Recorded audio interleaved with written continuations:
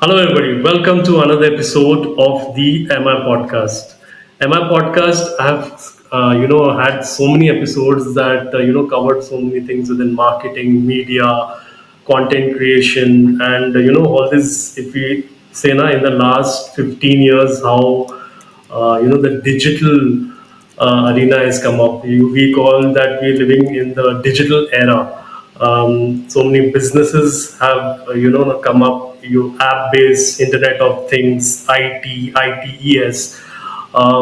One thing which obviously even a layman who is not part of like working in marketing or media, they know how the creator economy has come up. Creator economy is such a mainstream term now. We are influenced by these people who have in the last 15 years come up through the internet. Person who is like shooting videos on their phone, and there are so many cases where today they have $1 million businesses through that. So the journey has been fascinating, and for a Gen Z person, if you take over a period of time, like for maybe a millennials, it would have been the Bollywood stars, or you would have your cricket idols, where you look at the first thing as a kid when they look at I want to become like that, or how because of the glamour and everybody talking about it, that they want to become them, and they are the the default heroes. So today is these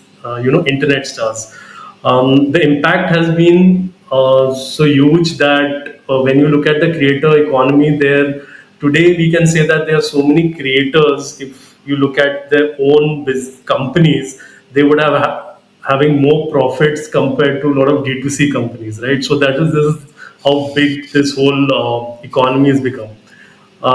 So coming closer to the topic, and the build-up was because of that, is that when you then become so big like a company, your scale of operations is so big, then what a company would face, then you would face like like plagiarism, or like say in physical goods. So it would say somebody is recreating that without your permission, using a brand. So the same thing, if you look at in the digital era, for that person would be using the name, the likeness, and then profiting out of that, right? Like say the most common example is like a lot of creators, they have the courses. So there, how people like use their name for the courses, and then could that could work against them. So there are a lot of things. There are a lot of cyber security issues, and how do you kind of you know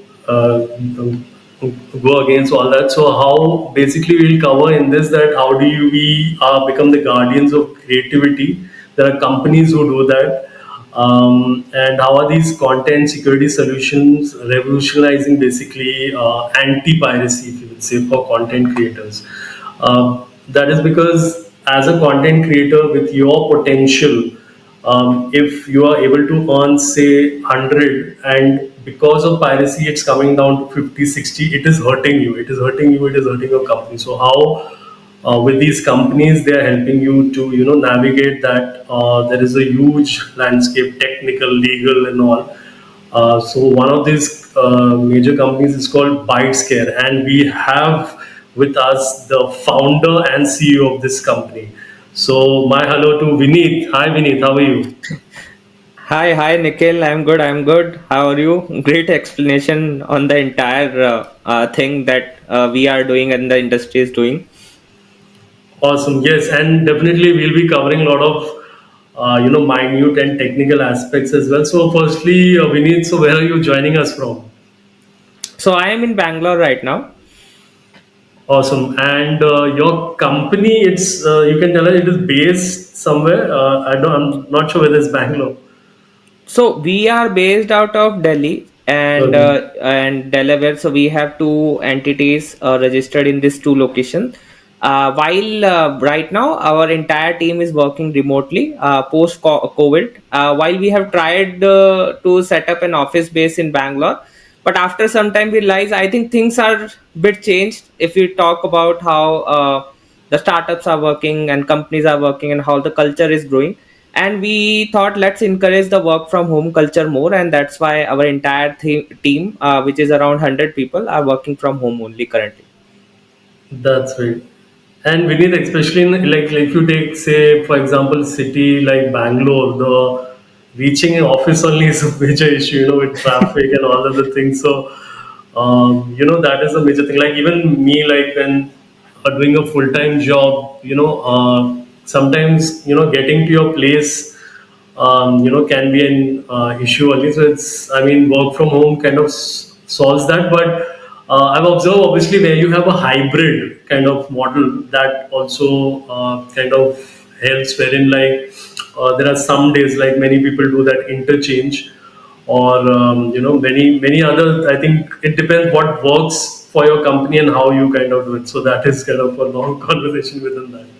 No, I think it depends what the people are looking for in the company, specifically in the leadership team. So we are, as we are handling the Bytescare leadership, we think that we want to maintain a very good work-life balance for all our employee and members, and Hmm. we think work from home definitely justified to a certain extent. Getting to the office, again, it depends on different cities. Yeah, Bangalore has some traffic issues, like, and other cities has other issues as well. But Hmm. we think there are multiple factors. If you talk about, there are time consumption, like again you go 1 hour or half an hour, one up, down to your office, then again, so 1 to 2 hours is going to be waste in just traveling. Okay, That's right. after, also what we observed, and what we observe from other people as well, when you go and come back, right, whatever you work you have done in the office, after that you will feel completely exhausted. Okay, so That's you right. don't have any energy, and you may not even have certain type of personal time because you just want to have rest. Okay, Yes, work 100%. from home gives you a hybrid flexibility between how you handle your work and how you can manage your personal life. And also there is one important thing here is, when you work from home, we as a company just focus on the results ultimately. It doesn't depends on that there is a 6 hour working or 8 hour working, or someone is saying like 90 hour working. We do not the generally do not encourage all those things. We just encourage the results, we just look for Hmm. results. If that is there, then definitely there's no problem in those number of hours they are investing it. Because see, there is a very fair line between how people want to progress. If they want to invest more time, they will provide more value to the company, and definitely we as a company should consider those value and help them promote and progress within the company further, and also help them grow their career. But again, if they are just want to make sure that the works are done as per certain hour standard, the progression will goes according to that. So we just see the value they are driving into the company. It doesn't matter how many hours they invested in it, but that value is definitely matter to us, and also help them to grow in their own way and career. That's right. Yeah, Vineet, I also observe like in terms of, as a leader, smart leadership wherein you are quantifying various things. Sometimes when we see only maybe sales people or marketing people or certain functions only, you are looking at numbers and quantification. But I think every department, if it has a quantification, then you are pushing the people that, okay, this is the number that we are looking at. Obviously, you have to be compliant in whatever you're doing, and then once you do that, then those are the, it's kind of transparent than any kind of subjective. So that is where the person even spending time when nobody's like sitting on them per se, then that is what driving them. Obviously you have to be self motivated, but that is something where how you structure the whole thing, and that is there's a clear communication. So what do you feel on that? So basically, as I said, we look for result. We have tried to align the policies and the processing in such a way that we can measure those efforts as well. It's not like it. If the measures are not trackable, then definitely there's going to be in inefficiency, and also there Yes. can be a differences between the team member as well. Like people think, Yes. oh, they are working harder than me, but they are getting better than That's right. promoting than me. Then those things happen. So we don't want to. set up a system in that manner that creates these kind of differences. So we as a company definitely improve our system. We are also a startup. We haven't established ourselves like a very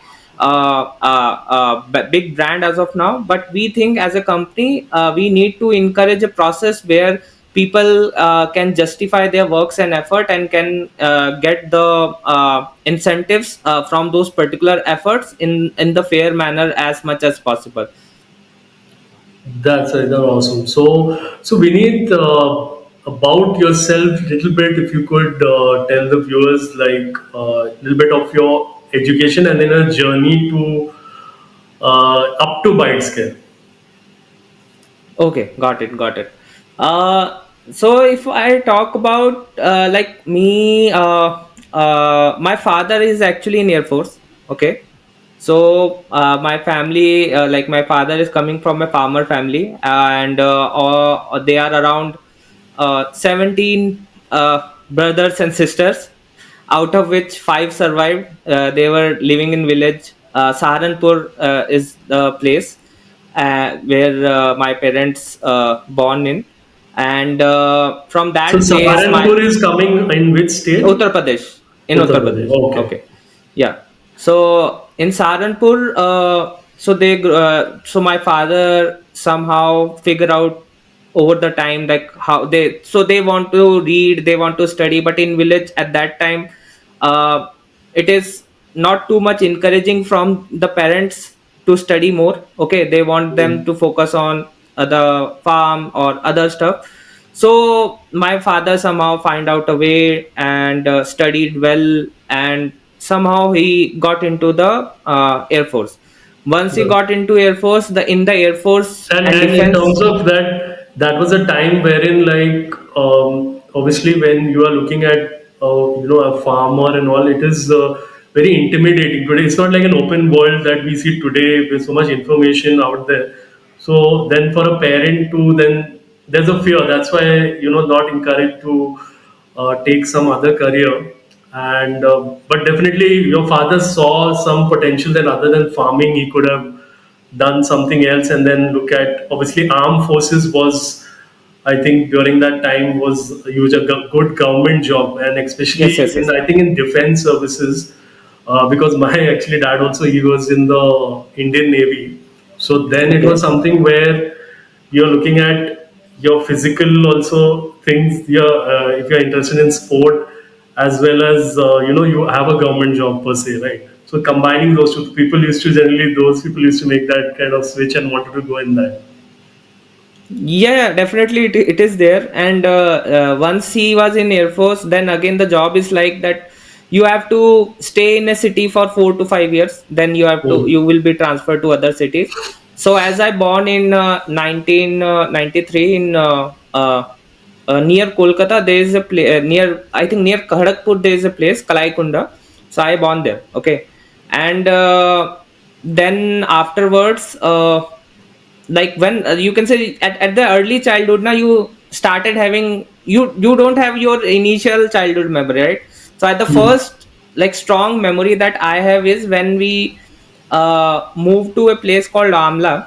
Okay, it's in Madhya Pradesh, and there I like done my LKG UKG at that time. So I did my LKG there, and then in 1 year we moved to Hasimara, West Bengal. Okay, it's near Siliguri. There I did my first to four, and at that time I was uh, like as early as in any middle class family, parents just keep focusing you on the studies and all those things is happening. And after post that, we shifted to uh, Gurgaon in my fifth to seventh. Okay, at that time I found mathematics very fascinating, so my interest grew further in the that space. I learned lot of things, so my analytical abilities started growing from that particular point of time. When I moved to Ghaziabad in after seventh, okay, so I did most of my schooling in Ghaziabad. Okay, and even after post college, I went back to Ghaziabad only just to grow the startup and find out the way to how to do things at that time. But at that period of time my focus shifted from maths to computer science at that time. and I focusing more on computers and programming and all those things. So at that time there is very limited internet, and there are a lot of challenges at that point, because internet was not too open to the public, and in the mobile device are very on a very early stage at that time. Like I'm talking about Mm. 2004 2005. At that time, like right now we are on 5G, right? We Yeah. used to use like edge GPRS Mm. for internet access at the At time. that time, by that time, even the touch screens had not started. So the apps economy, matlab, there was nothing there. And yeah, Android was there in the very early stage at that time, and Yeah. we as a normal students and human being do not aware about these technology changes, because internet is not too accessible, so we are not Yeah. too aware of it. It was in the progression definitely in other part of the globe. So we were using these devices figuring out. So at that time Airtel as a platform, I used to, because me as a child want to play games or want to download images, photos, or ringtones. That was the only option there. So I was exploring those content on the platform, and because at that time I was more focusing on computer sciences and computers. So somehow I figure out some vulnerability on the platform and started downloading some content from the platform. Okay. And that sparks my interest more in that particular field, like how to crack things or hack things or digitally know things better about softwares, programming, computer sciences. And that particular thing I brought further to my 11th 12th, why I codely developed my programming skill. And when then I took a 1 year drop, I prepared for IIT, and luckily at that time I cleared the IIT and went into IIT BHU.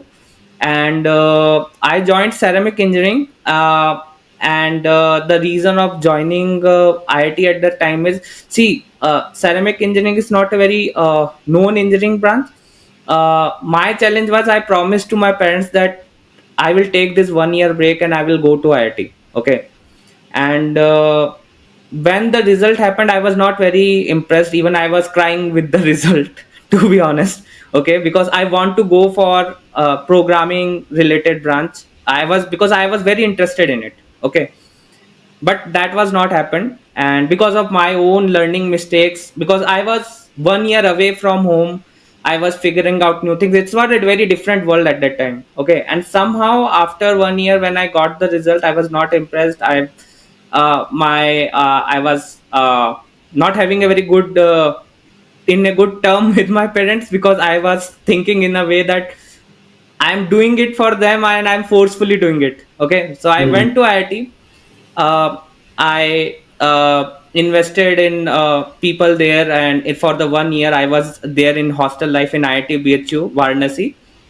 And then I started thinking within that 1 year, right? I was realizing after meeting a lot of people there, seniors in the college there, that it's not about what branch you are coming in here, or from where you are coming in. It's all about how you can mold yourself further to become something else. So I Mm. started focusing on programming only after middle of the year. I started focusing because that is where my interest is. My interest Mm. was not growing within the college for the fields that they are teaching. Okay, there are people who definitely grasp that, but I'm not getting into it. So Mm. I started skilling myself in programming language. I learned lot of languages at that time, started running lot many projects. And after second year I got some internship in programming. And around the second year mid, there was a competition happening called Unisys Cloud 2020. Okay, so it's a India level event happens, where they allow lot many technical projects from all the colleges across the India to compete. And I was working on a remote control app through which I can control hardware or digital devices via a smartphone. Okay, so I was developing that app at that time. So that got traction and recognition in this event, and we won that event. There was a winning prize of 1.25 lakh. That was a very big thing for me, coming from the Mm. end that I was in a self doubt within 1 2 year that I can, even I'm pursuing my passion, will it work? I was in a Mm. self doubt.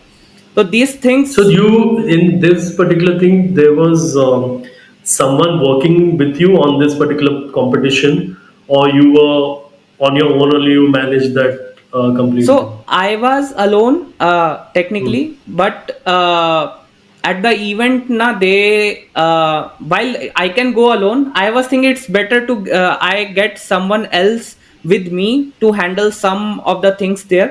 So I convinced one of my friend to go with me.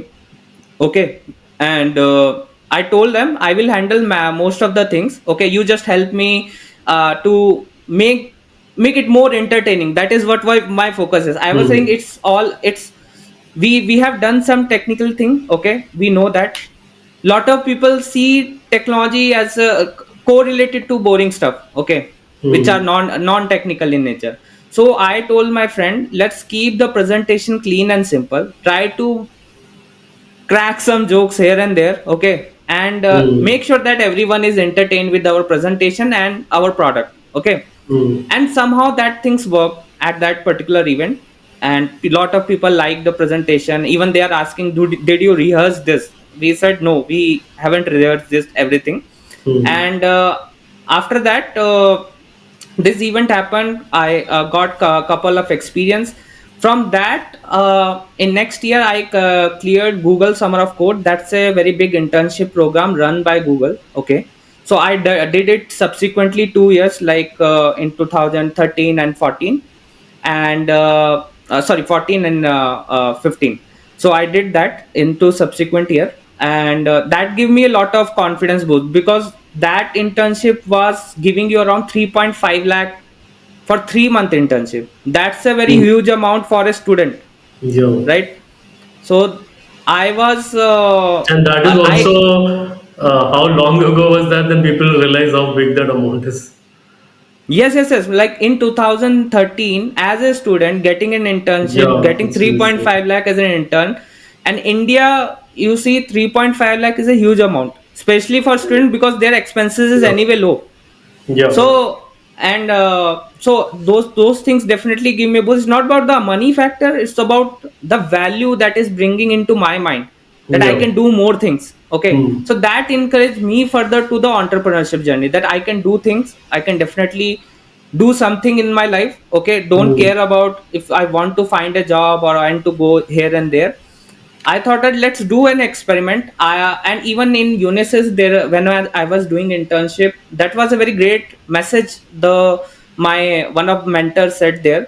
See, you are young right now, and when you go above 30, right, you will have lot of family responsibility after that, and you will find lot of challenges to do and pursue these things. Okay, while people do True. it, but that is what the guidance I got. So they said whatever you want to try it and start it right now.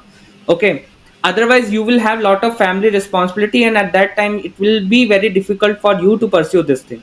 So That's I it. took that message as a foundation of moving forward, and I started experimenting, doing some project here and then self. I am doing all the projects, finding out ideas. In 2015, I finally decided, when the all people in the college were looking for job and sitting for placements. At that time I decided, if I go for placements now, so I will enter that race, and it will be difficult for me to come out again and do stuff. So I thought that let's skip this entire thing. Okay, and just focus on what you want to build, and let's just keep focusing on that. Okay, so I skipped the placements, I skipped some of the pre-placement offer I got from organizations, and I focusing on started working on some ideas that I have in my mind, and let's run a pilot and see how it goes. So Hmm. after I think 2 3 pilots, I ended up in Bytes Loader. There's a platform I built. It got lot of popularity within the college and other colleges as well. And that platform was focusing on how I can use different type of online downloading utility to download that files within the server, and then using those file transfer from the server, transfer these files to Google Drive, Dropbox, and other cloud services. Okay, so the overall why I was doing it when I was in college, now I want to upload things on cloud. Now why when I want to upload, for example, 20 GB file on cloud, and I have a Mhm. limited internet, it will take like hours, even within a day it completes. Okay, so Yeah. I was And that thinking in a way also that, many yeah, times there's an error. So you had an yes, hour and then you say, "Arey, gaya." yeah, So you have to even again repeat till it. today we face these things, especially if, say, on mobile data, if somebody is uploading a large file on the cloud. Yes, yes, yes. So I was thinking, because the server is highly capable and I just want to make a copy and clone of a internet content already there somewhere, but I want to make a local copy of it. Okay, but because I don't have enough disk space, so I can use the cloud space to do it. So that's why I thought this particular software where this platform will sync files from internet sources you can put, and these internet sources can be any internet file in the form of HTTP file, or maybe a torrent file, or FTP file, or any other file formats which are available for downloading. So I built that platform, and that platform was facing a lot of piracy issues because people are downloading or syncing pirated content through that. So I received some notices on the platform, and then I started realizing how to solve this particular problem. Because if I grow this particular platform, it can be a high legal risk for the this company, and I want to make it big. So how I can do that? So then in order to realize that, I was in 2017, I was evaluating it from different companies. I was reevaluating myself, an idea and everything. So that's why at one point when I was in Hyderabad, I met some industry people in Hyderabad, in movie industry, Telugu movie industry. They told me a lot of things about the piracy actions they are doing and all those things. From that point I realized, what if I uh, because anyway I have a plan that I want to transform this platform of some kind of an OTT platform where it can showcase all the files on the internet or some media, so that it's easily accessible. It will automatically search the internet and make a catalog, something like that I want to build. Okay, but I realized anyway I have to do the internet crawling, I had to identify information, I had to identify where these sources are located. So that idea then pivoted to Bytescare in 2017, and we realized, what if we build a platform which can scan the internet, find out these pirated material online, and That's then it. help that particular publishers and company to take down the content. That's So right. that's So how we'll Bytescare be. started. That's right. So Vineet, obviously we'll cover about Bytescare in terms of how you got that going. But for that, like, so if you take your journey in terms of you thinking of, like, people when they are, say, passing out of the IIT, they would look at, say, I get a big package, and then also there is a thing that, okay, for a few years I work in an industry, what maybe I'll want to have a startup. So you didn't think of, like, say, financially, like, I build a base and then start my startup. So this is actually why I'm asking, because in could it be also in your case that something like you feel, some people like a born entrepreneur, like they don't want to work for anyone else only, so it's like, I'll find out and I'll just start my own thing. I'm already got a head start with being in IIT and with these very brilliantly talented people along with me, and Indian economy in terms of being now favorable for the tech startups and how the industry is going. So was it then that kind of case where you just wanted to do that immediately? uh, Apart from the funding stuff, see, funding is not in top of the building blocks of Bytescare. While it is necessary for growth Hmm. and everything, we from the first day itself, me when my co-founder joined, I have a very clear, simple funda. Make sure that the company is profitable, or to use another term, that it survives for at least for next 12 to 18 months without any issue. If you have that survival money or survival budget to do things, you have enough time to find out a way to break through and and go through those challenges which you can face in the early stages. So that is the definitely the funda we are going and taking forward in Bytescare, that try to make things profitable or break even, or just have enough cash in the bank so that we can grow it sustainably. So sustainability is the definitely the ultimate funda we take at Bytescare. But if you talk about, yeah, others apart from funding stuff, that uh, I have again, I want to try it in early, before the 30. I want to do experiments as fast as possible. Hmm. But as I said, I am me do not have any other problem with the other methodology as well. That you learn lot of things with other industry, and after that you come and start a startup. Then you have definitely other type of advantages, like you have advantages of certain type of connections, or you have a certain type of resources in your hand, certain type of experience that can escalate the matter. Then again you have waited 6 to 8 years to get to that point. Again, now Yeah. the reverse which I am following, I am because my concern is I won't don't want myself to distract with other factors. That was my Hmm. concern, and that's why I picked that path, that I want to learn my way. I want to understand the thing from the grounded level. What are the initial building challenges? Because sometimes these challenges can be a problem for some people who started from that top to bottom approach. Then they Hmm. still need to figure out what are the initial challenges a startup has to do to make it sustainable. So that is what I learned during my journey, how to make things sustainable. Because anyway, I started with very minimal money, so I Hmm. know how to capitalize it from the zero. Hmm. That's right. That's right. Yes. So I think like it's to each his own. Like what you're looking at least like a decision you make, there should be a level of commitment through and through. That is one thing. Then see, a path to fulfillment and success is different for all people. Like, but at least that commitment to what you're doing and then following up on that. That is what we all should learn. Awesome. So. Vineet, we look at now specifically Bytescare. The company, if you, I think you mentioned a little bit, how you came to it in terms of the idea level, but then how did you, in terms of, seeing whether there's a, actual business or a market here and then setting up the whole thing. So with respect to that, just a few points. Yeah. So basically, as I said, I think somehow I kind of explained how Bytescare was started and how I inspired. Because Yeah, I do. just to summarize, I want to build a tech company. Okay, and Bytescare focuses on how we can use technology to solve the problem of identifying these issues online. Either is you talk about content creator, a publisher, educators, whoever producing any kind of digital content, or even to some extent physical content online.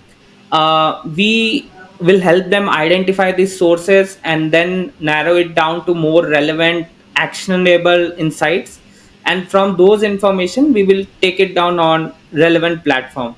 So so overall focus is uh, how we can help the community to make sure that they do not face revenue or traffic challenges because of the issue going on, specifically in the era when the internet is growing so fast.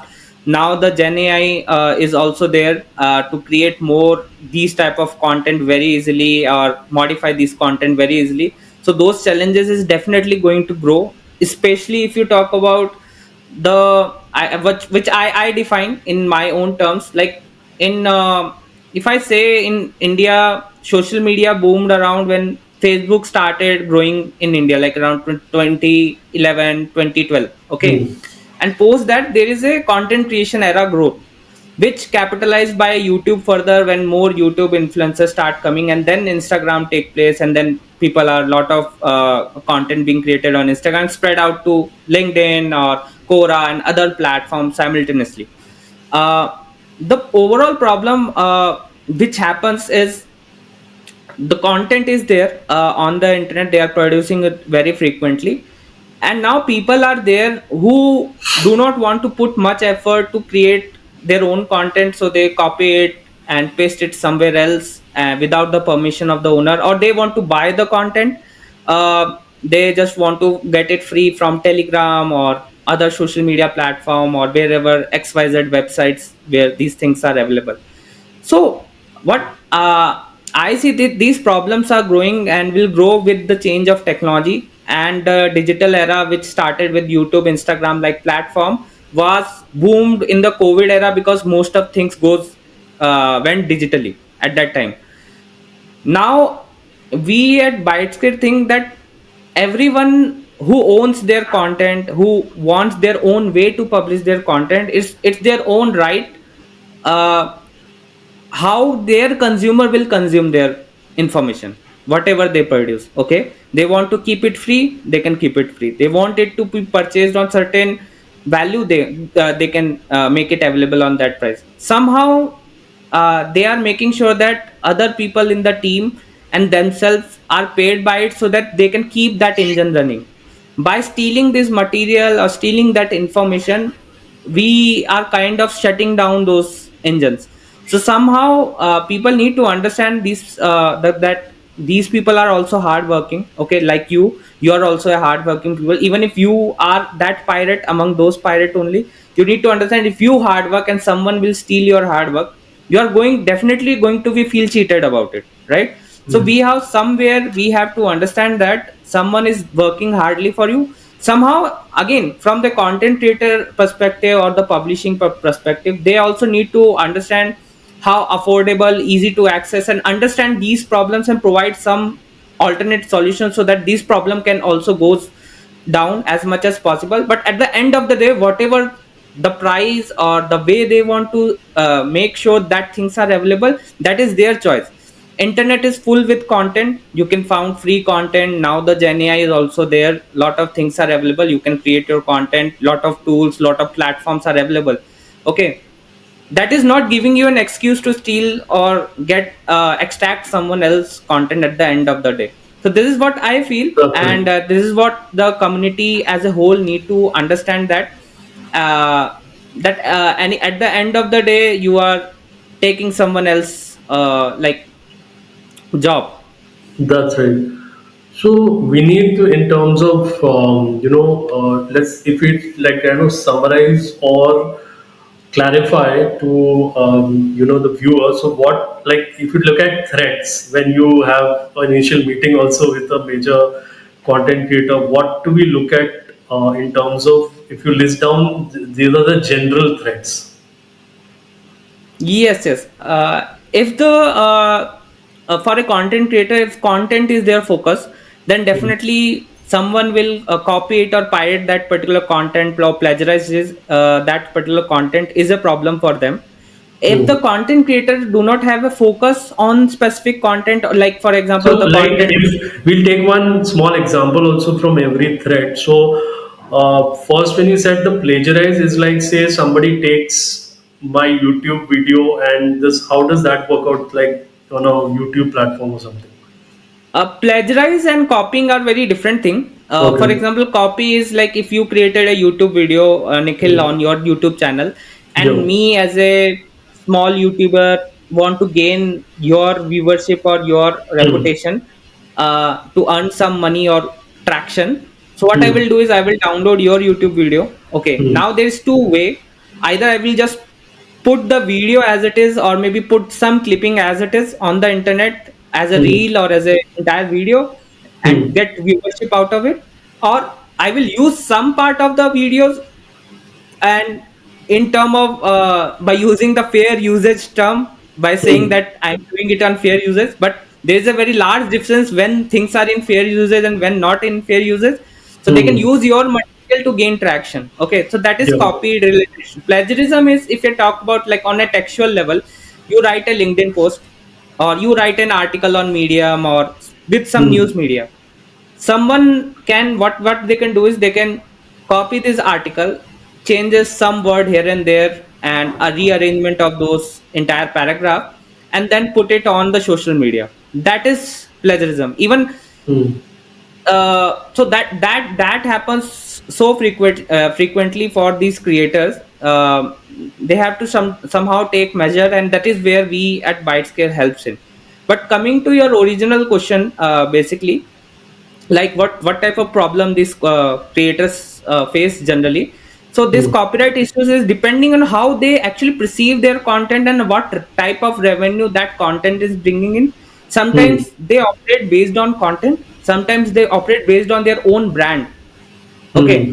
And when they operate on their brand, then somehow those content, leaking of those content or copying of that content is not relevant. Like they want, oh, let other people copy it and make reels, because ultimately it is giving the That's right. It's popularity to those individuals. it's So growing their brand only basically. yeah, their brand is being promoted, so it's very subjective for the Subject. content part. For the Yeah. influencers or the creator economy, if you Hmm. are talking about, if you talk about publishing sector or edtech sector, then it's a straight no for them. Then they do not Yeah. want other platform to copy until unless they are saying okay, it is free.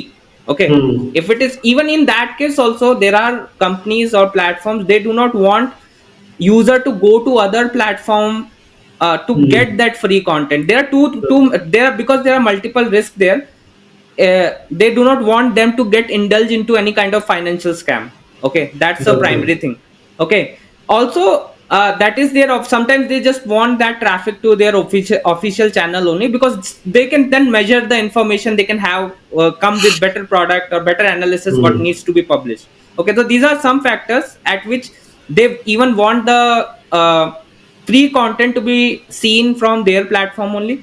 And if you talk about other Hmm. problem, branding problem, if the creator or influencer is not focusing on the content part, then they will focus on their brand, and then the brand has other problems. Like for example, sometimes people create fake profiles in name of the brand or the Hmm. individual, and start scamming people. That very basic scam can be like, I can ask my any of my user and tell them, give me 5,000 rupees, it is urgent, and I will gift you something and I will immediately refund you Hmm. back or something. This is a very common scam. They will think, oh, the influencer or the major creator is Yeah. asking me this, and they will pay it out. That's right. In more cases, like we'll have a meetup or something like that. So you are incentivizing that person ki yeah, it will be part of that group or whatever, and then it's a scam basically. Like someone else is getting the money. And goes to the bigger scams, is somewhere is more correlated to either very you can say individuals who have a very high viewership. Okay. Or to the people who are dealing with some kind of financial stuff. Okay, like any kind of financial guidance. So what happens is, the influencer creator who focuses on financial guidance, even if I talk about traders, for example, SEBI has a very strong rule for these type of suggestions and guidance, and it is growing right now. Okay, they are putting a lot of rules and guidance to stop these issues. What happening is, people are scamming other people in name of these type of financial advisors, and Hmm. telling people they will earn this much money instantly, they will earn. And लालच में क्या है कि लोग सोच रहे हैं कर ही देते हैं, ठीक है। Hmm. एंड उस चक्कर में उनका बहुत ज्यादा लॉस हो रहा है, एंड जब वो लॉस होता है, दे विल थिंक कि that influencer done that, Yeah. and Yeah. that influencer done that, they report it to, for example, if they are some kind of stock trader, then they just report to SEBI that this stock trader is doing this. And then Hmm. the stock trader surprised by the fact that I didn't did all those promotion and information sharing, and Hmm. that is where things derail. That's right. But say if an AI video has been made, wherein you are like there's some famous finance influencer or something like that, and then they've made some kind of advice, and on the basis of it, somebody's done something. So what is actually ground level pay? What is the thing like they can go legally against like somebody who has had a loss because of somebody's video or something claiming through that? So, if I understand your query correctly, you're saying if AI generated a video in name of some Hmm. influencer, Yeah. so what action they are asking for Like that AI and video? it leads to a loss, some financial loss of a person, customer who's seeing Okay. the video. Then is he, if he says I want to take action against that influencer, there any implication on the influencer? Yeah, as I said, na, their brand is definitely degrading by these type of factors, because That's people it. are thinking they are scamming it. Okay. That's right. So that is the first impression. They But are not legally, yeah, but legally, maybe not the case, right? But it's like a brand, which is obviously much more important than the thing. generally what happens is they send a legal notice to the creator or influencer, Hmm. and they somehow address it at that level only, because if that particular person didn't ask the influencer creator and just directly went to court, the at the end of the Right. judgment, they will find out that person didn't do anything. Hmm. So generally the first action these people follow is they reach out to this individual from their official channels or platforms to let them know, and if that this action has been done by you, or directly Hmm. send a legal notice as a part of the process. And at that time generally they encounter, okay, that scam happened to them and the Hmm. original creator didn't do anything of it. Okay, Hmm. but if even if they are doing sending like going to the court directly because of it, at the end of Hmm. the day they will not get the result, because uh, the evidence will not tell the same story. That's right, that's right. I think in this kind of case where someone is just giving an advice, also, I'm not sure there's much of a this thing on it, because then why are you listening to that? In certain cases where we talked about that meetup thing where somebody is giving a money and the service is not been given, even though payment has been done, that is a strong case wherein, because then though, like, obviously any influencer, anybody can come up against them and say, you had said this, and obviously the brand and all, that's a different thing, but legally, wouldn't be the case within that. But if you see influencers, they are working on that goodwill and that brand. So a lot of these hits, end of the day, like this, will put them down. That's why after a certain stage in your growth as a business person or a creator, like there is a full legal team or legal aspect of it, like wherein this thing. So, obviously, what I'm getting to understand also here, and for the layman, so they, uh, company like Bytescare is hired, right? Like when they are reaching and they want to be protected against, things like this that we have mentioned. Yeah, yeah, definitely. For these type of issues, we as a company are upfront there to battle on behalf of them on the internet. And see, we as Bytescare, like what we define as, like, if you talk about lawyers or legal agencies who take care of the matter, uh, they are more focusing on high value targets. Okay, Hmm. and specific targets. Okay, Hmm. and we also suggest that when thing goes to the high value target only or specific targets only, you need to go via court, and you need to escalate it via the channels which are available in the law. But Hmm. we at Bytescare is focusing on the mass spreading of this information, the Hmm. small cases. Maybe there are some big or high value cases only, but that do not require that much of effort. Okay, Hmm. so we follow that on scale, we find out on master, so that narrow down to certain cases or zero cases. Certain Hmm. cases is either unsolvable cases or the cases which need a legal escalation. At the end of the Hmm. day, at Bytescare, for every client that we work with, this is what we ended up with. And even we tell our customers and team, see, these things are very recurring. It's not like we just done our work and it is vanished on the internet. There are Hmm. internet people out there who are following you, who are pursuing your content or your brand, and maybe they are not happy with you or they want to get an advantage of you. So we cannot stop those individual uh, altogether. Not like, for example, same individual can be stopped, but I cannot stop the entire world. Anyone can Hmm. come and again do the same thing, and that can be a very different person. Hmm. But we at Bytes can make sure that these things get difficult for them, so that the effort to do those things reduce, like increase for them. Like, we continuously block channels or content or information, so it has become Hmm. very difficult to them to do the things again and again. And that is what we at Fogabi, we are not seeing it on a very personal or emotional connection. We are here to Hmm. just to do our professional work. Our work is to mitigate it or narrow it down to certain extent. We continuously do it. They will create another content, channel, post, whatever, we will do it again and again and again and repeatedly do it till they are doing it. At one point of time, see, this is our professional work, and to be honest, we are also paid for it. Okay, Hmm. the other individual who is fighting against our actions is not paid for anything. At Hmm. one point of time they have to give up, and this is what we follow as a practice. And if it is not happening, as I said, then it's a high value target or specific target that Hmm. will be escalated by the team there, with the That, legal team. Yeah. that's right. So we need, like, what would be a most like a common kind of customer for you? Like if you take your TG, what would have been that in terms of scale of operations and mitigating? These are the common threats that they have.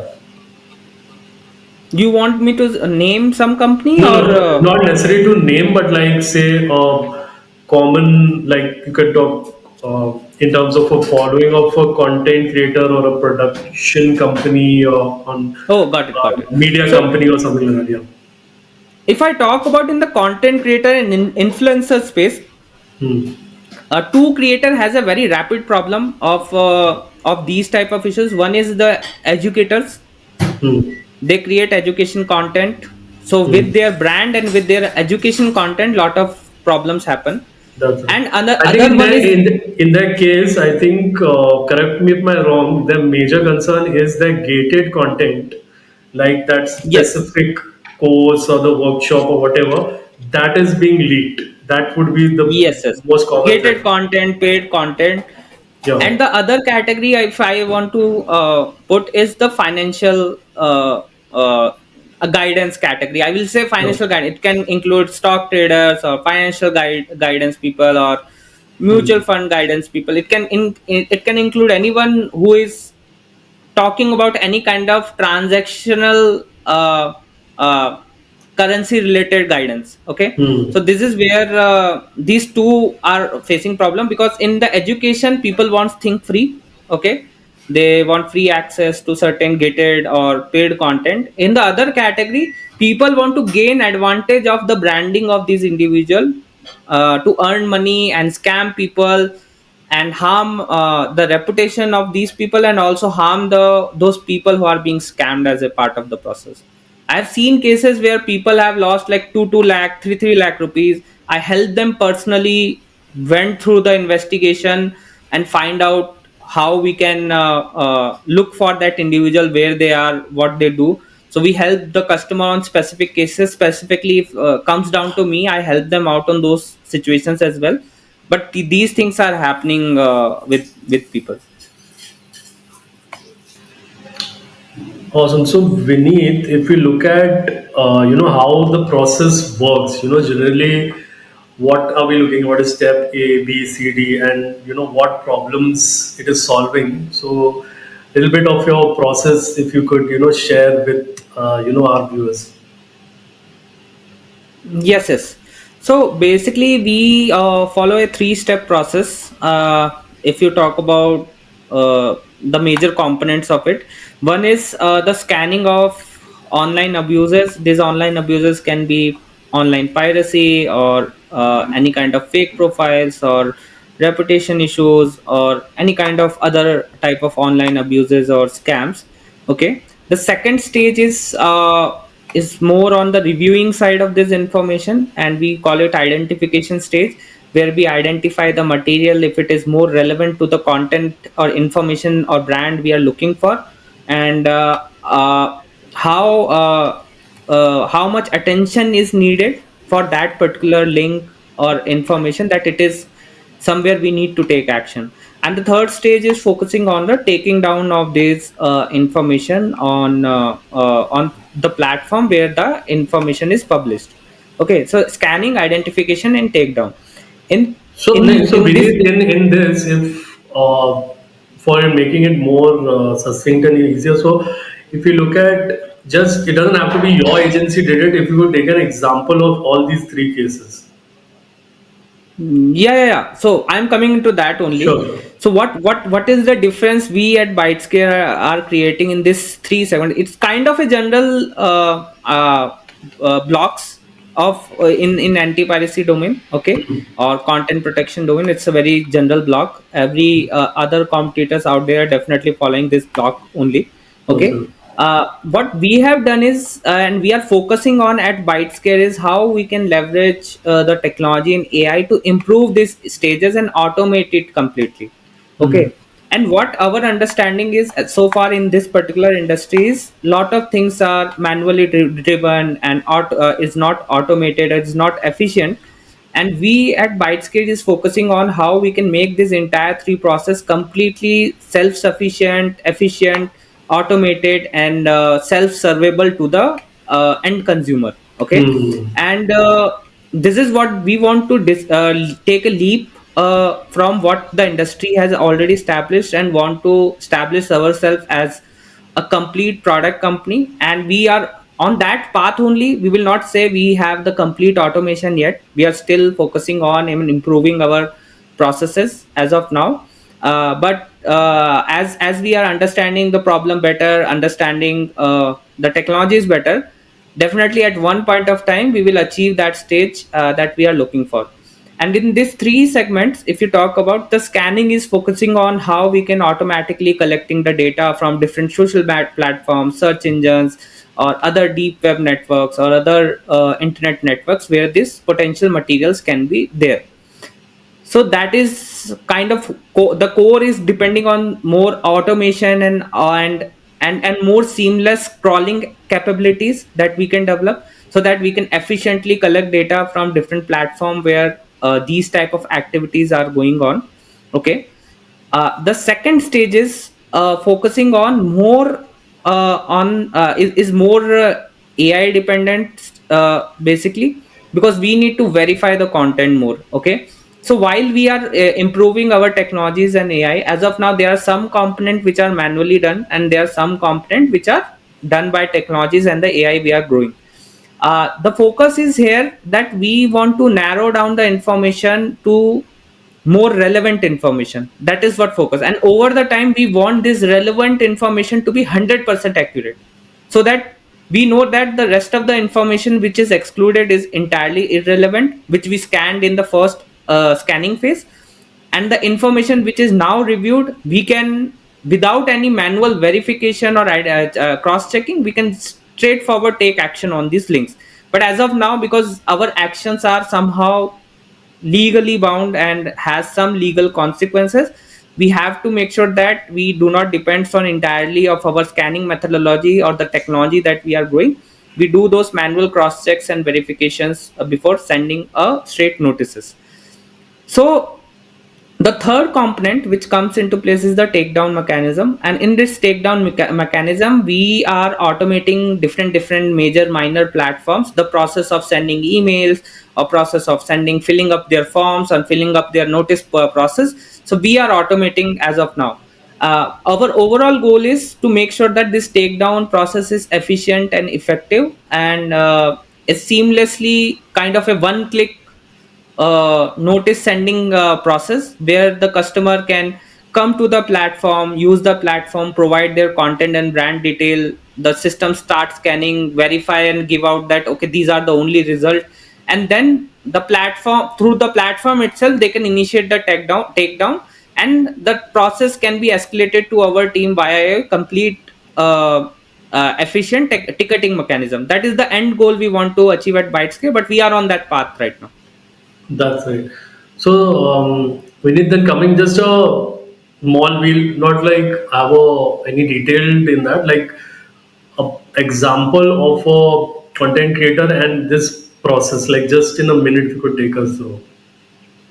Yeah. So basically, for example, Nikhil, you come onto our platform. Hmm. Okay, you create content. You come onto our platform. You tell information about, maybe you are running a series of podcast. You can tell that title, related information, Hmm. and the sources, official sources where things are there. Basically, the channels you can say. Yeah.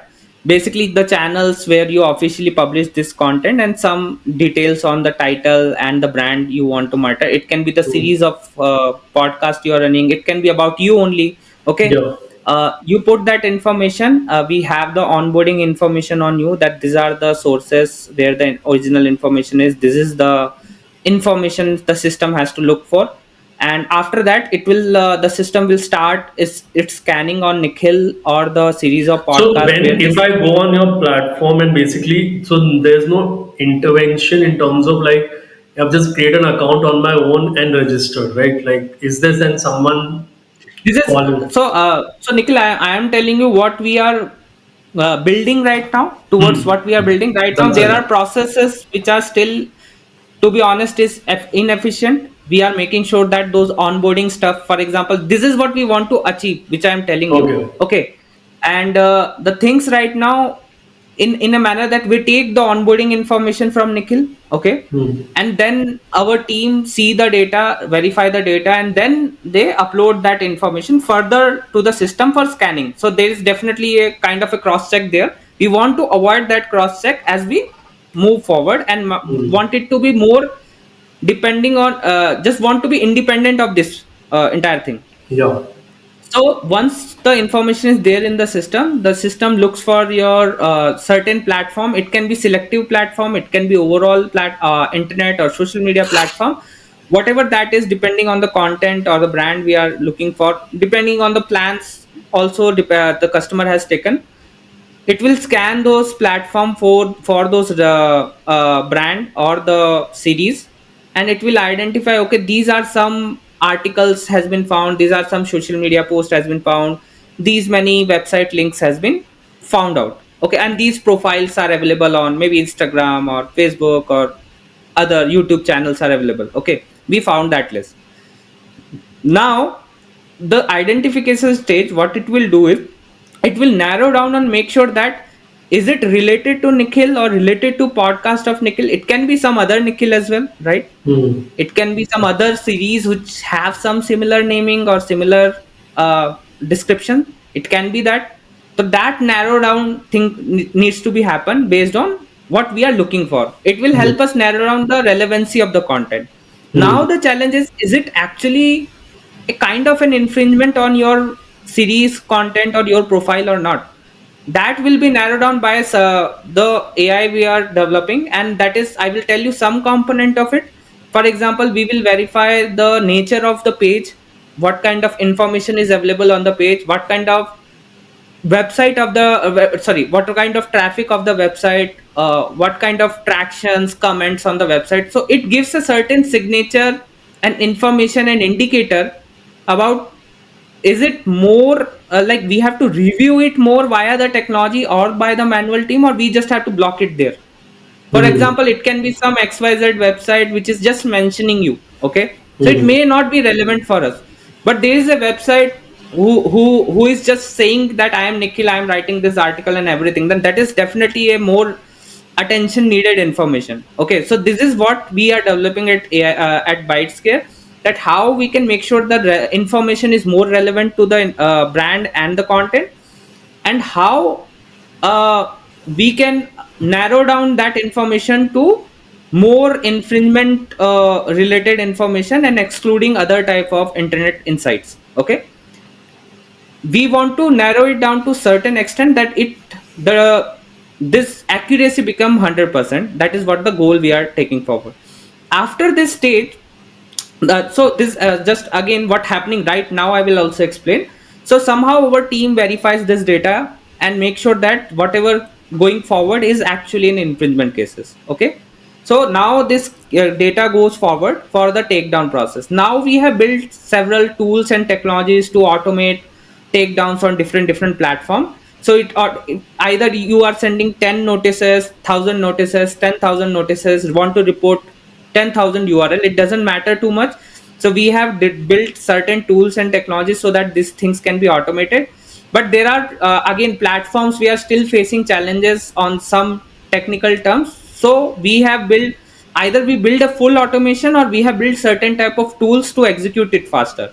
But we at Bytescare want to make sure that it comes into it's right now in a single umbrella, but we want to make sure it is some kind of a one click system, that we as a consumer or we as a user do not understand what is happening in the background, that it is similar for them. Sending notice to YouTube looks similar to Facebook. Okay, they do not want to understand what is going on. So that is Hmm. what we are going on the third stage part. So this is how the flow goes, and after that, on a monthly basis or weekly basis, we send the customer reports that this has been done, this action has been done, this action is completed, and these many links has been identified, these many links are taken down. But as we move forward with the improvement of the technology, we want this entire data to be trackable entirely on the platform itself, so they can see at what stage a particular title is, a brand is, or a particular case is. Okay, that what is going on with this case. Okay, it is stuck there. Like for example, you buy a product on Amazon or Flipkart, you can see that at what stage it is. Okay, it is Hmm. dispatched, it is shipped. Okay, it is in this warehouse, that warehouse. So that is Hmm. kind of tracing, so transparency we want to build at Bytescare That's right. for the The reporting part. That's right. So is it true also now the PR agencies they work with agencies like yours, or uh that's a different thing? No, no, actually, somehow we are correlated, but again, it's a competition out there. They somehow, the collaboration depends on what things are aligned within between us. Because as we see it as Bytescare, if something is working in similar domain or same domain, there is definitely a potential partnership exists within those company. Yeah, But it depends on we are open. Just to be honest, whoever viewing this, we are open to any partnerships. We just want other companies to be more welcoming to these type of gestures. that's right. Yeah, because if you see PR, this would be more of a technical aspect which a tech company should take up. Like, then you have just one or two people within your agency who is doing this. I mean, if you look Oh, at it in terms of that. it's actually my point of opinion. It may be true or not. This is what my perspective of some organizations out there. I feel they are a bit scared of other companies who can take their businesses. Okay, Hmm. and that is the risk they do not want to take. Okay, and that's why they do not want to involve the partner like us.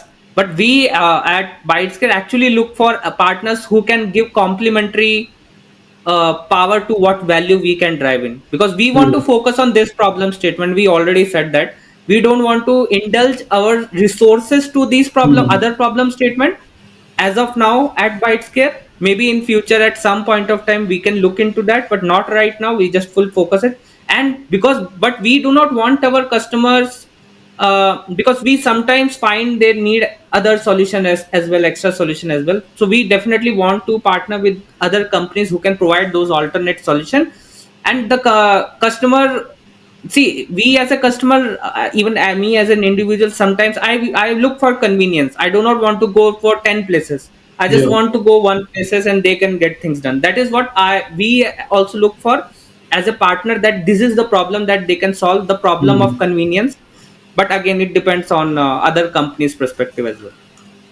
That's right, that's right. But actually, if you see how maybe it's evolving, the end customer, if he's not getting that, and in other places like with the PR agency, he's not getting that technical expertise in stopping these activities, and if there are certain other PR agencies who have a technical partner, tech partner with respect to this, then you look at that. Like how maybe you have to work in collaboration. That is because you Yes, yes, yes. don't. End of the day, that is a PR. It's a marketing, creative, whatever distribution thing, and here it's a completely tech thing, which has, and the way these threats are there and they're coming up so rapidly, and with the AI and all, definitely you need a dedicated agency like yours. Awesome. So, beneath, we look at some, let's look at maybe one or two examples, which have been maybe about, or maybe have been in the news. Not necessarily maybe if it has to be that executed by your agency, but like content creators, like they have faced a major threat and how they came over that basically. Yeah, so basically, as I said, I talk about the financial guidance creators. So lot of scams happen within with using their name. People being scammed, they give out their own personal money in uh, uh, for gaining more money out of that transaction, but at the end of the day they lose that money. So what we do is we help them stop this scam by identify these scammers or these fake branded profiles on the internet.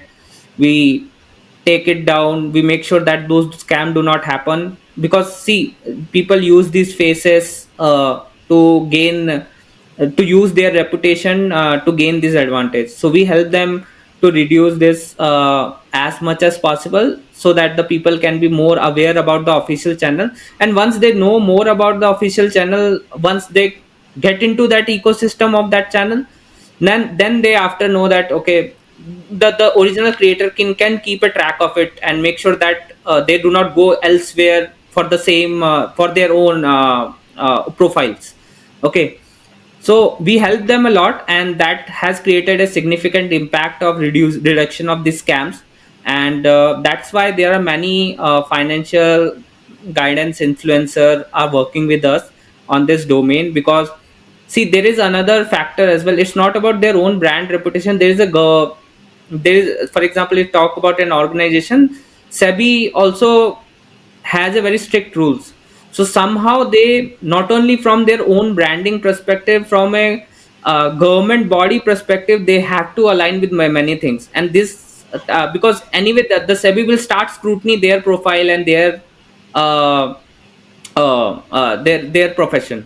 And that is where we at Bytescale help them to mitigate these issues as fast as possible, that it do not comes into the radar of SEBI for these minor scams here and there. So Vineet, with these generative AI, we can see these videos, where the person's face is in it, and then now they can match the lip sync movement with AI. You can clone voice, like so. Such kind of threat was not there 5 6 years ago, also, and today it's there. So and what kind of wrong practices can happen, you cannot even imagine with this. So regarding your brand, your content, and everything. So like these, what if you could take us through these kind of new challenges that come up with AI? Yeah, actually, Nikhil, we even talked about these internally about this challenges, and this is where we have to also take a direction moving forward at Bytescare, that how we can solve these problems. What So first, I will tell you about what the implications of these problems are. Hmm. See, if lot of people can take any kind of revenge or can send any kind of misinformation on the internet, so these Yeah. things can be now execute very easily as compared to, as you said, 5 6 years back. These things are not there. So misinformation can spread so quickly. But also there is a parallel thing happening. People are also getting aware that this technology exists, so they somehow also verify it, or somehow also Yeah, start, there is not because like they are, that immediate reaction भी नहीं आ रहा because हो सकता है हाँ, AI like yeah. हाँ, immediate reaction नहीं दे रहे हैं, but not all people are aware of it. And Hmm. जब एक बार व्हाट्सएप में कुछ स्प्रेड आउट होना स्टार्ट हो गया, सोशल मीडिया में हो गया, people all people do not verify and they just believe what they are seeing. तो वो Hmm. एक प्रॉब्लम है। तो इसका अवेयरनेस स्प्रेड होना बहुत जरूरी है। Okay, this problem are there in form of revenge, misinformation, misguidance. The Hmm. Problem is that इसका जो main solution which I think is about is not related to what we और maybe other company like Bytescare is doing, कि identify कर रहे हैं, हटा रहे हैं। That is one thing which can continue. That's not a problem. I think this is a problem that the steps needed to be taken by the government and different organizations. Uh, with respect of, first of all, reducing the misinformation, understanding that you need to be more aware. It can be happen within the companies. See, people are also, I have seen companies in where they started spreading about fake emails, fake numbers, that they are saying that I am CEO of the company, I am and they are using, for example, it happened to me also, that people are using my name, okay, my photo, maybe some different email ID, or maybe some different phone number, and they are asking some money for any of the employee within the team, or they are just saying just come to the meeting, or click this link to get the meeting notes or whatever. They are just trying to scam it out. So we have spread an awareness that check email ID, check the phone number, and I am anyway in your network. You can ask me directly. You have my number, right? You have my number, you have my email ID, you have me in company, we have used Slack. You can message me and find out. Similarly, we can do it. A lot of people get confused, so they cross verify. Okay, for example, me, as everyone has different level of awareness. So I am pretty much aware of it, so I do not even cross verify it. I know it is a scam. I will just ignore it. What happened? Like, I just receive a scam message, just ignore it. Okay, but lot of people do not understand that, so they verify, and some people just see, oh, they are asking this thing, and they get part of this scam. So awareness need to be spreaded, first of Hmm. all, that people should know that they have to verify the sources. Okay, because ultimately you cannot blame individuals, government, or organization. It's your also responsibility to make sure yourself you're educated enough, aware enough to handle these problems.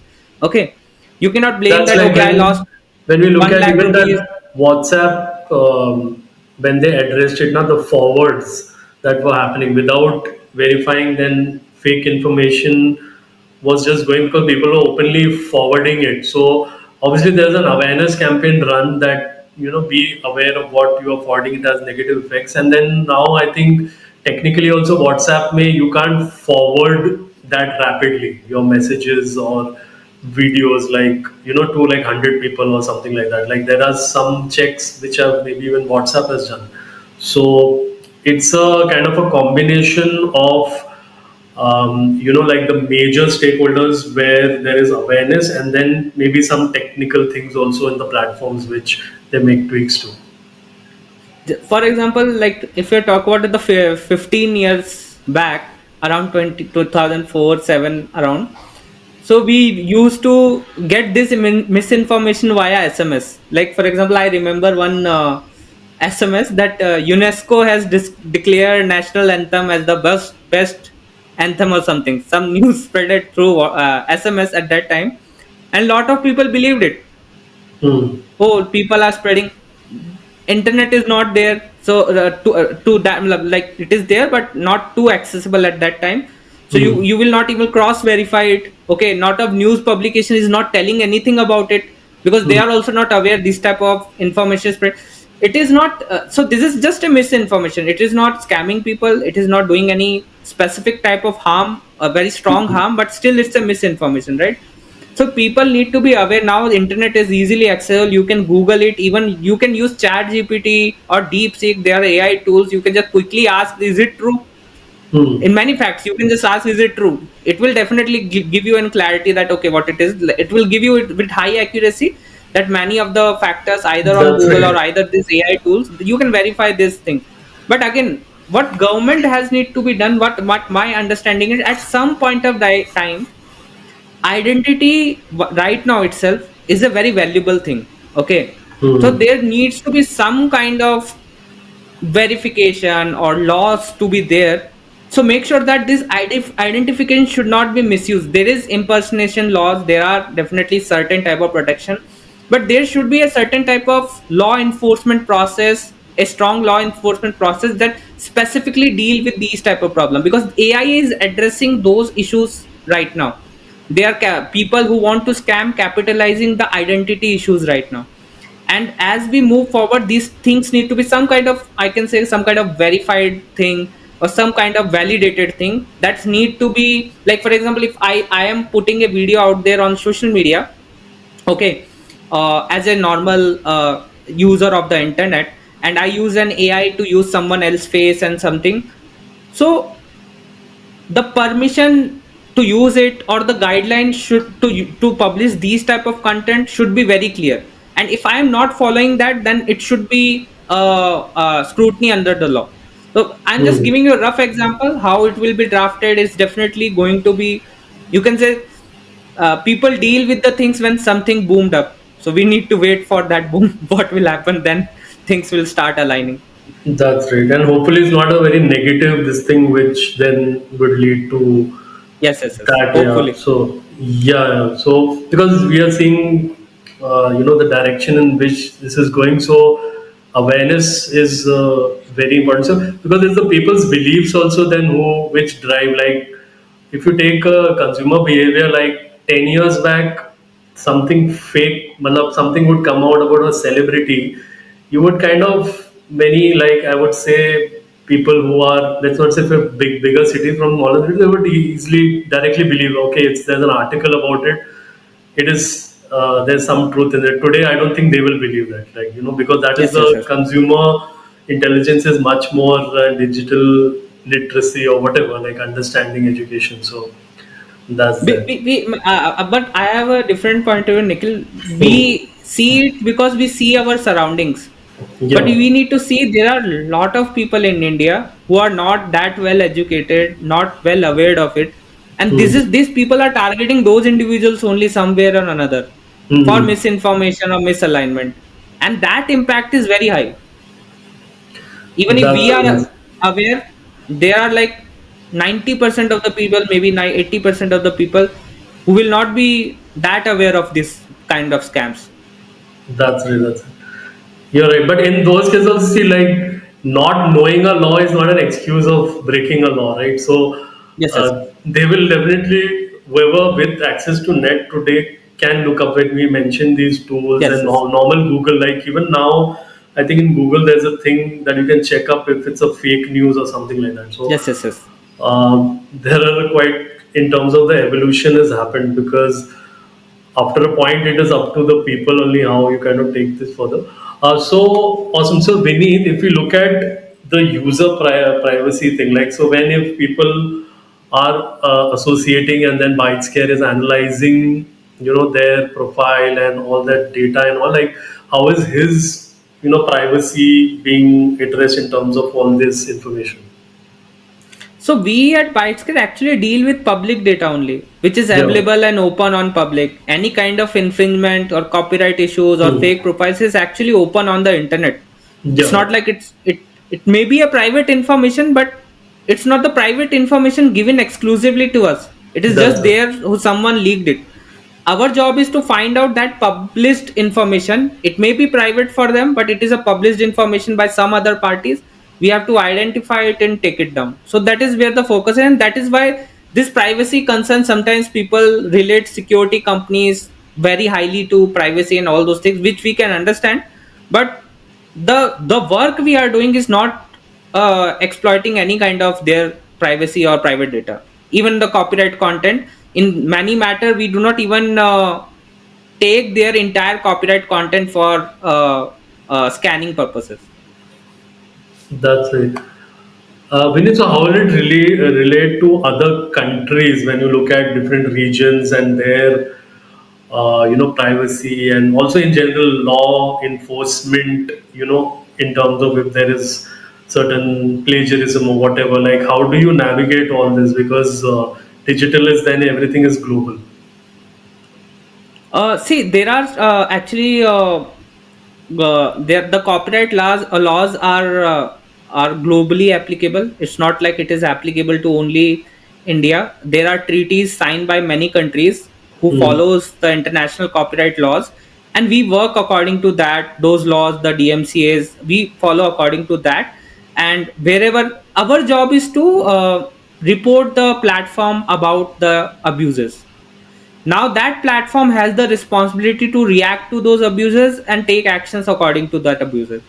If Hmm. that platform is not doing it, then they are breaking the copyright laws, and then the relevant action as per the law has to be taken. If it is Hmm. if to be honest, it is in some kind of like unlawful region or some kind of Hmm. purposely built system who is somehow bypassing the law, then it can be a different challenge. But generally what happens is these things are also not that easily accessible and implementable. So these common practices, wherever it is happening, if it is happening outside India or in India, the copyright laws are applicable to them as well. But if you talk about, if we take this question slightly differently, like how other countries react to these cases and handle these cases internally from their own bodies, government bodies, or other private bodies, it depends on what type of enforcement are there and how serious are they about these type of issues. So for Hmm. example, our we are working with different, like we are working in Middle East, we are working in Asian countries as well at Bytescare. And if you talk, for example, if you talk about Middle East, there are the laws are very strong there. Okay, while Hmm. things happen, it's not like the things are not happening, because sometimes it's not happening within your own country's server, it is just happening on somewhere on the internet, but the people of that country is consuming it. Okay, Hmm. so that needs to be restricted. So again, every country has a different process, but they have somehow they have to implement a more faster escalated mechanisms to block this information on the reporting of different, it can be private entity or it can be individual as well. But then they also have a responsibility. It's not like we as Bytescare as a private company also doing it. Somehow the other entities, the bodies, the government bodies also need to set up certain type of mechanism to escalate this further, escalate this as fast and efficient as possible. Bodies are there of different countries. It's not like, I'm not saying they are, the bodies do not exist. The process is a bit slower, that needs to be much faster, because anyway it is harming the economy of that country as well. Like there is Yeah, someone who is just running a server in other country, and me as a consumer is consuming that freely. So that transaction is not happening, I'm not paying to someone, I'm not uh, I'm not officially transacting on any platform, which that the, if you government is talk, also not earning anything out of that. yeah, government is not earning through it directly or indirectly. Maybe I'm using it freely, but maybe Hmm. that platform is paying some kind of ad revenue, or maybe some Hmm. kind of XYZ revenue to certain platform, where indirectly it is impacting the revenue of that particular country. So that Yeah, is definitely need to be there for execution. that's right. So we need on a macro level, when you look at it, when I mentioned that, that WhatsApp thing, that I'm sure at a higher level it would have been addressed, that there were major cases of, in certain countries there are riots had started because of misinformation. So where then WhatsApp obviously looked into a lot of these things and looked at, that mass forwarding to stop, and certain technical things on the platform for execute. So you as a, industry professional who's working day in day out, like anything you like want to communicate to these platforms, like at a general, like some things can be done to reduce piracy from the platforms end only. What I understand is there are platforms who has established a very strong process of handling these type of copyright cases. Especially if you talk about Google or Meta, they have done a lot of work on their individual platform to streamline this process. And I can understand that they have to do it because massive number of people are using their platform. They cannot deal each and cases Yeah. by manual terms. They have to set up some verification process. They do not want to also bypass any fake cases or fake claims as well, so they have to make sure that it is strong enough to handle the bandwidth as well as the accuracy of taking these actions.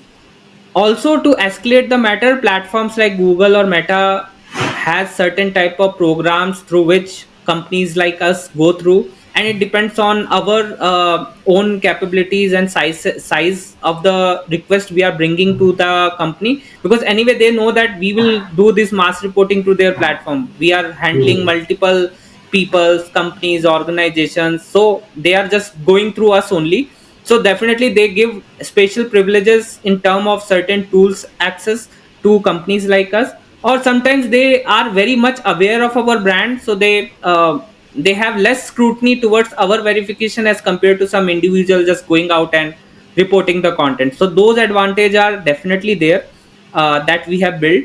But we think there are more technical advancement can be done in terms of integration, in terms of technologies that can be done via platforms, these platforms. and also other platforms as well. If you talk about Telegram, if I give a feedback, they lacks these process heavily, and because of that, many of our customers suffer. These problems happen, and because their process is bit efficient, and we cannot explain how much details these process are efficient, because we are dealing it, and anyway at the end of the day we have to deal with it.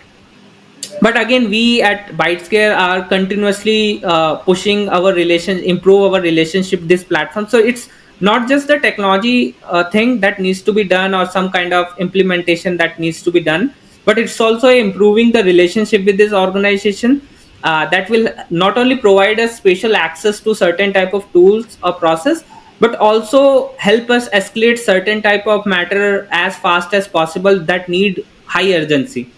And as I said, there needs to be some involvement needs to be done from government to improve and make sure that the companies where these things are continuously happening are responding, and following is a good tat in like turnaround time, like closure of the takedowns and all those things needs to be improved, so that these issues do not just lie around on the internet. If I am reporting the content on Google or Telegram and just it is there for 10 days, now I lost 10 days, the consumer lost 10 days, and lot of things can happen within that 10 days. Hmm. So it is not effective enough. So that is, at the end of the day, we as a company are looking for higher tat, and the only solution around is either have a special access and to improve relationship with the organization and platforms.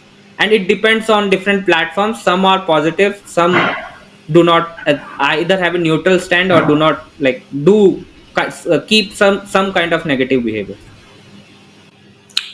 Great. So I think Vineet, it was a awesome podcast and discussion with you regarding this very interesting topic regarding this online piracy and all these things, which I feel today with this AI and the digital era and amount of money that's invested in these in businesses like especially media, your creator economy, they are just growing day by day. Like in I think 10-digit growth has been happening for these things and these businesses, and how it's to protect them basically. Like so that it's a economy that is growing and it is safe and it's accessible and people can build on it.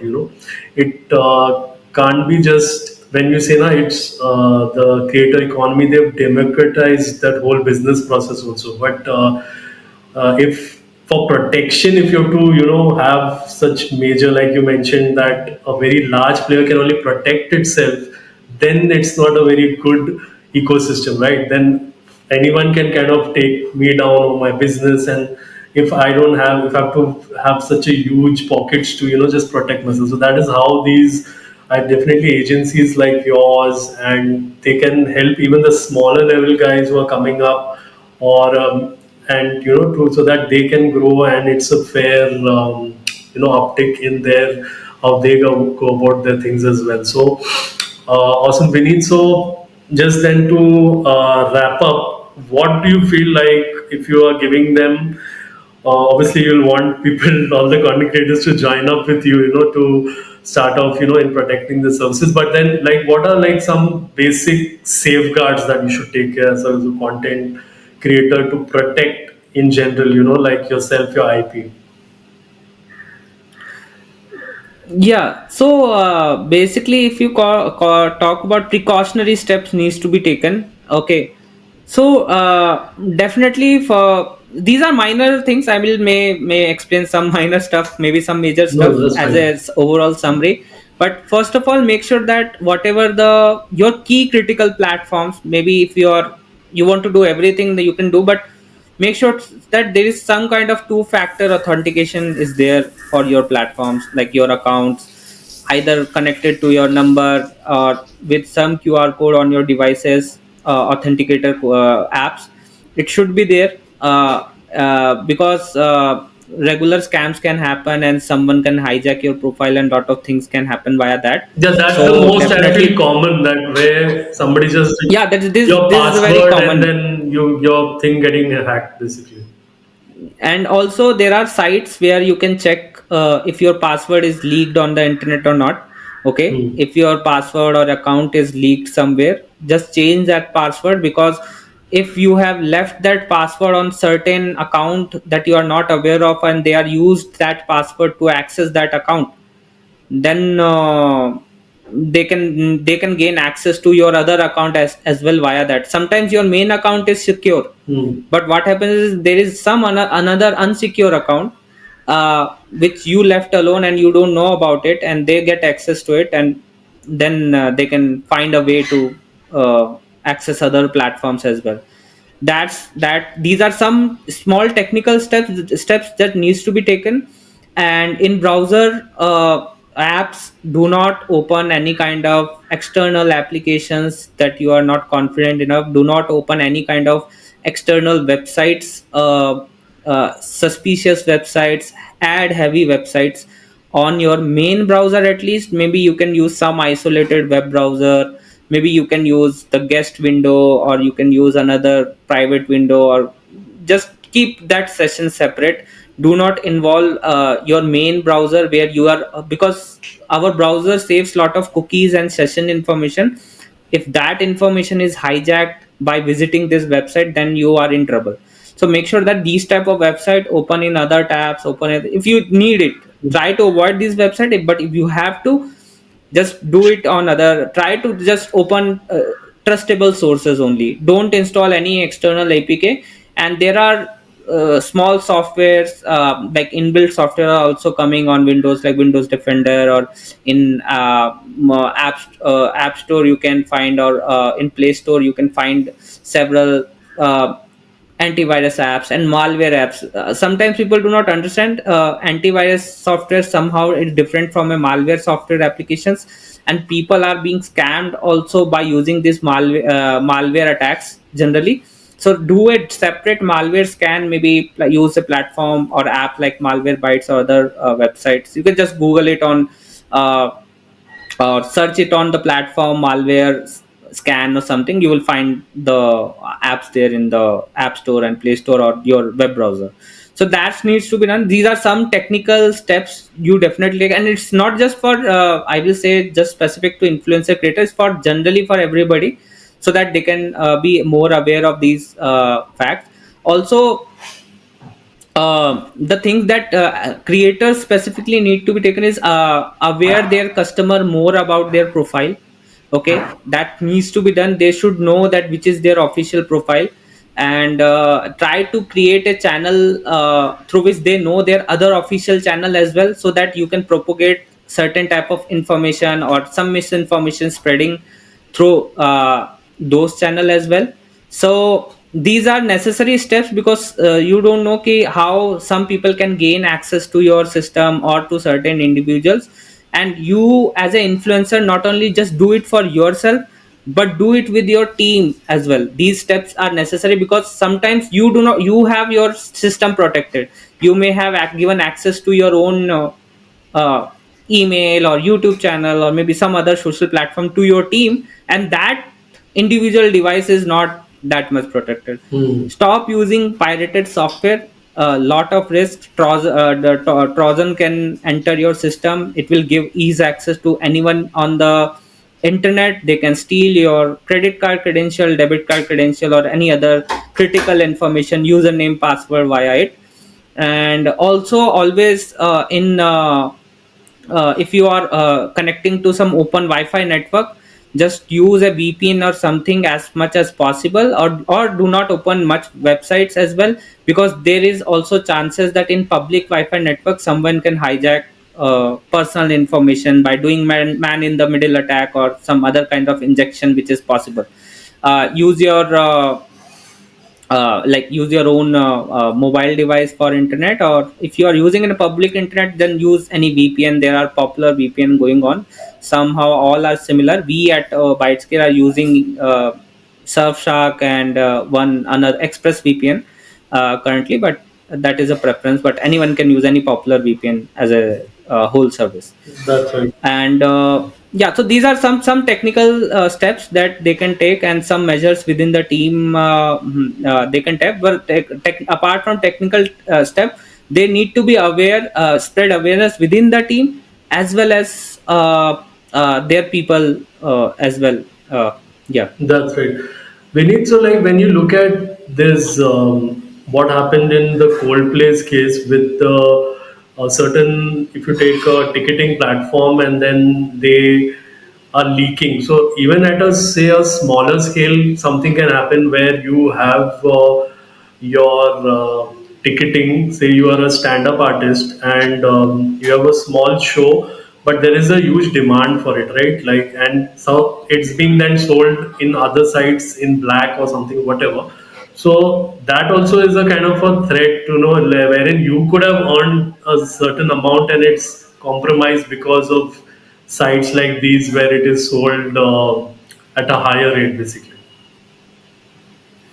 Yeah, I think if you talk about this specific cases, Hmm. this specific case, I have some solution. Well, it's just a suggestion. Maybe the better solution can exist, but some solution around is that you make sure that when someone purchase a ticket, they have the timestamp, right? Yeah. You can do IP monitoring for that. How many tickets has been purchased for same IP? You can do IP blocking. Hmm. Okay. Second thing is, if it is the ticket was purchased before the published time, you have that information in your hand. Hmm. So definitely you know someone has hijacked it. Okay. Hmm. And if someone has booked, for example, instantly 100 ticket within a span of 3 seconds, Yeah. so definitely it's an automated attempt. So you can definitely measure these information. You can use, if you want to dig deep within the data, you can also use AI to figure out which is automated and suspicious activity and which is not. Hmm. And you can cancel those ticket and just nullify those ticket, that this has been found out and we are just refunding you or canceling it out. That's it. That will create a very strong message that, see, somehow me as a user, I also want to go to some place or some wherever I want to, uh, and I'm passionate about it, and if I am not getting it, Hmm. so I will be feel very cheated and desperate, and at the same time I will feel cheated about the entire committee who set up all those things, why they are not taking action on it, why Hmm. they haven't set up these things. So they have to address the loyal fan Hmm. base, because once they start feeling cheated, you're losing that That's right. fan base, and somehow that fan base is creating lot of indirect revenue that you are not aware of. That's it. The platform, do you think the buck stops with the platform because they have to then make sure that this kind of cases are not happening where you mentioned these things, tickets, automation, and then large amount of tickets because end of the day, artist has a trust with a platform and then that's why they associate with them. They are the official partner, ticketing partner or something. So that is something which they have to look into their processes, the platform.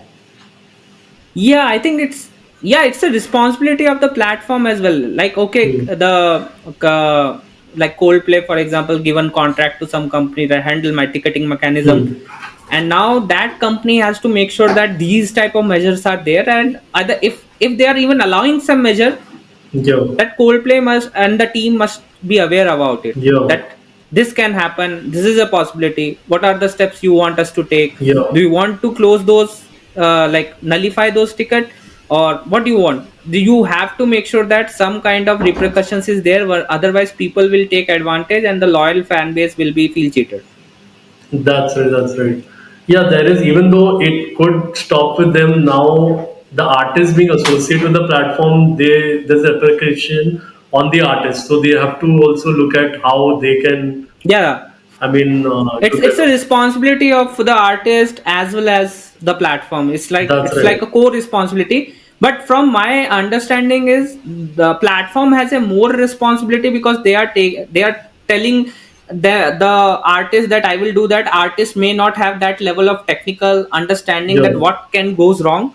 So that trust has to be respected by the platform in first place. Hmm. So they need to make sure this is that happen, but they even have to make sure that the customer is aware of the sorry, the artist has to be aware of what can happen. Hmm. so that they are on the same line. Same For page, yeah. example, we at Bytescare also, I try to tell the team, our business development team, don't tell customer that everything will goes zero on internet related to your infringement. Yeah, Never everything is tell like that. going to be perfect and That is everything is, that is not, that is unrealistic. yeah. You need to understand there are practical repercussions. Always tell our entire effort is to narrow down to at minimal as possible, because that is the practical thing, that is what needs to Hmm. be done. And you cannot stop it altogether. Maybe for certain number of clients, but if the client is so popular, lot of traffic is there for, then definitely it's a regular challenge. That's right, that's right. Awesome. So as I said, this economy, of the creators, artists, all this getting so huge. So new challenges are coming up, and that is where companies like you come up, so that like they go past, and they are. It's actually like an even kind of playing field for everyone. Awesome. So great, Vineet. Thanks a lot. Then thanks for taking out your valuable time and giving it to the MI podcast audience. We really appreciate from our end. Thank you, Nikhil. It was a great podcast session, and I enjoyed every queries that you have put forward on me. And I hope people who are watching this podcast will learn a lot about our industry and the problems that the content creators are facing as of now in this digital age. That's right. So, Vineet, then your company's social media, if you could like share something about that. Yeah. So we are on Facebook, LinkedIn, Instagram. You can search Bytescare, and the top of the result is our own social media channel on Instagram. In Instagram, it's Bytescare official, and Facebook, it's in the name of Bytescare. But we will share you the link, and you can put it in the description and details. So if people want to see, they can join. Definitely. Our website is www.bytescare.com or bytescare.com. They can simply visit and see about more about us. That's right. That's right. Because definitely in your domain, a lot of background work in terms of looking up the agencies happen. So definitely they can look up at that and then get contact you. Awesome. So great to the audience. Thanks a lot for joining for another session of the MI podcast. We are trying to host regular podcasts with people like Vineet, who have contributed a lot and are within our particular industry in marketing and media. Please listen to the same. We have a YouTube channel called Modern Intelligence, where we give out the podcast, a lot of shorts, also clippings on that. Try to take out some interesting bits in it. And if you would like to be part of one of our podcasts, you can connect with me on LinkedIn. Awesome. Thanks a lot. Thank you, everybody. I'll see you all another next time. Take care. Thank you, Nikhil. Thank you, everyone.